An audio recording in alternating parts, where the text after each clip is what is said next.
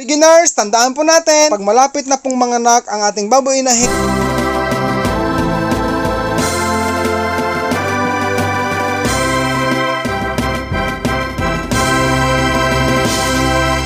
so dito ang inahin, maiksi lamang, hanggang dito lang. So kulang, kaya nag-decide po ako na pag tumayo at sumagi dito ang kanyang likod, may pwersa eh. So pag hindi matibay guys ang poste or ang Hi guys, magandang araw po sa ating lahat.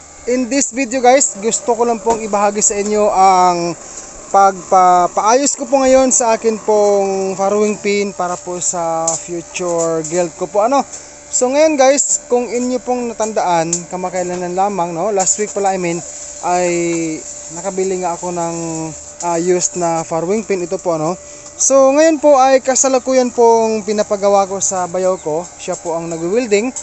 Pinapadugtungan ko guys ang bandang likuran. Dito guys Yan. So dito po ay pinadugtungan ko ng 1 tangkal at kalahati yata ito. Ay 1 tangkal lang mahigit guys, Para humaba-haba guys kasi maiksi siya eh. Tapos, pag ito ay natapos ng ma-welding, ang mga pagpapaayos ko dito ay baka lagyan ko to guys ng pintura. Pinabala ko lang guys. Tapos ngayon po ay pinapalagyan ko rin guys ng pala ito sa may bandang likuran. Yung gate guys, yung pintuan. Kasi mas maganda sa baboy inahin ko na merong pintuan para hindi po hassle masyado kapag po merong pintuan. Ang ibig ko sabihin mga beginners dyan, sa ganitong status po na farrowing pin para sa gelt or baboy inahin, mas maganda po na meron pong pintuan sa likuran. Para every time na palalabasin natin ang ating baboy inahin, palabasin man o papasokin, ay hindi po mahirap para sa atin. So tayo po, mga beginners, tayo po mga bilang small backyard hog raiser, ay hindi naman po masama kung tayo po ay patuloy pong mangangarap ng simple para po sa slow process po sa pagli-learn natin sa pagiging small backyard piggery. So ito guys, nabanggit ko lang ang mga yon dahil ang gusto ko lang pong ipahiwatig dito ay kahit na backyard piggery tayo, wala naman pong masama kung tayo ay unti-unting magsusumikap na matututo sa araw-araw. So ito guys ay ginagawa na ni Bayo ng yung lagayan ng gate ito. Mainit pa nga bagong welding pa eh. So yung welding machine guys ay hiniram po ng Bayaw ko sa kanyang kaibigan din. Tapos ito po ay rented po ito guys ni Dodong ang welding machine. Kasi dito sa kanilang lugar po ay nagkaroon na rin po ako ng mga kaibigan So yan, meron tayong nahanap na welding machine. Tapos bumili ako guys ng guys.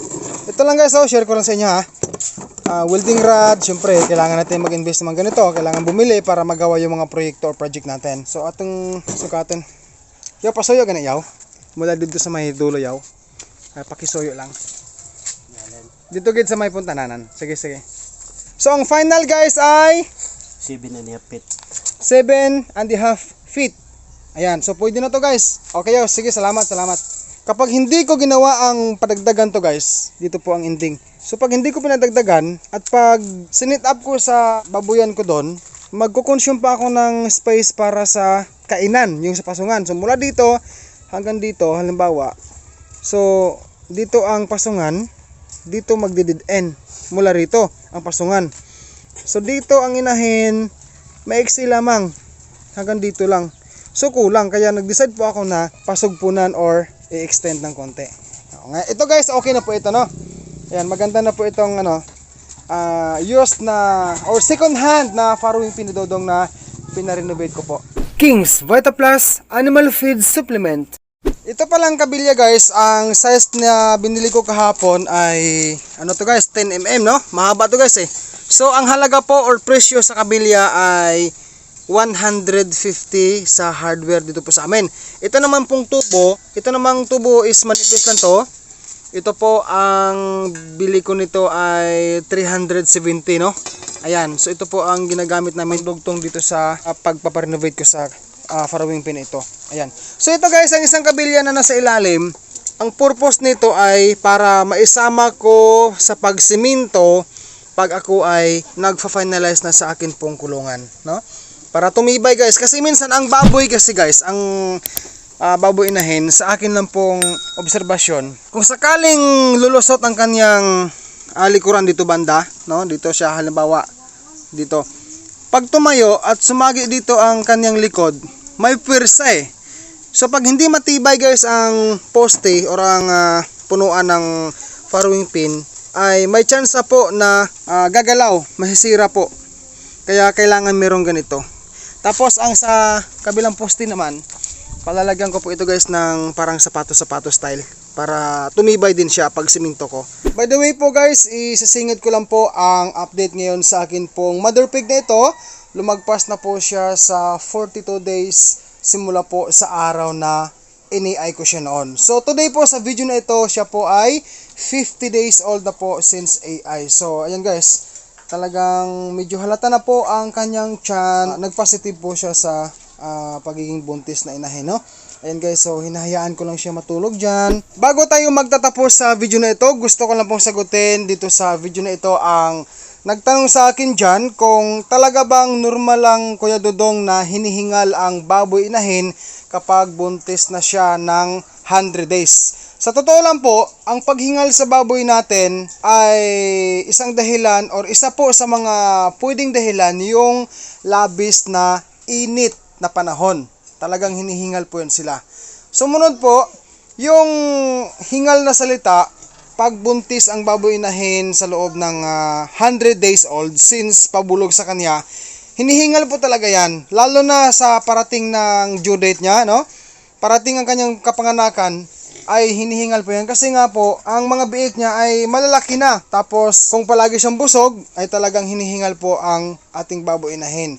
Kaya pinapayo po sa atin ng mga eksperto sa pagbababoy na kapag ang baboy inahin natin na malapit na po ang kanyang due date or kapanganakan, nagkakaroon po tayo ng application, no? I mean, nagkakaroon po tayo ng pagbabago sa ating pagpapakain sa ating baboy inahin na malapit na ang kanyang kapanganakan. So, diet or bawas, unti-unting bawas, I mean, ang kanyang kakainin dapat pagsapit ng 100 days old. Yan po ang akin din pong nabasa sa isang libro about sa pag-alaga po ng baboy inahin, no? So beginners, tandaan po natin, kapag malapit na pong manganak ang ating baboy inahin, normal lang po na hinihingal yan. Pwedeng maging dahilan ang init. Pag sobrang mainit, basahin mo lang po ang salog, ang sahig I mean, ang simento, less po ang stress na kanyang dadanasin. Sa mga patuloy pa rin pong nagtatanong sa akin kung ang King's Beta Plus ba araw-araw gamitin sa atin pong mga baboy. Well guys, kung ang iyong baboy inahin ay buntis na, every other day mo lang po ito gamitin sa iyong baboy inahin para po hindi masyadong tumaba at lumaki ang kanya pong mga biik. At upang hindi rin po siya mahihirapang ilabas ang kanyang mga biik sa oras na siya po ay manganak. So guys, ito na po guys, no? Pansamantalang ito muna po ang ating update ngayon sa akin pong pinapagawang renovation po sa aking farrowing pin for my future girl po, ano? So ito guys, no? Hindi pa siya na finalize talaga. Ngunit kakatapos lang po ni bayaw ko maglagay sa gate na ito, no? Yung lock pala nito guys, si bayaw ko na po ang bahalang gumawa ng paraan kung paano po niya gagawin ang lock.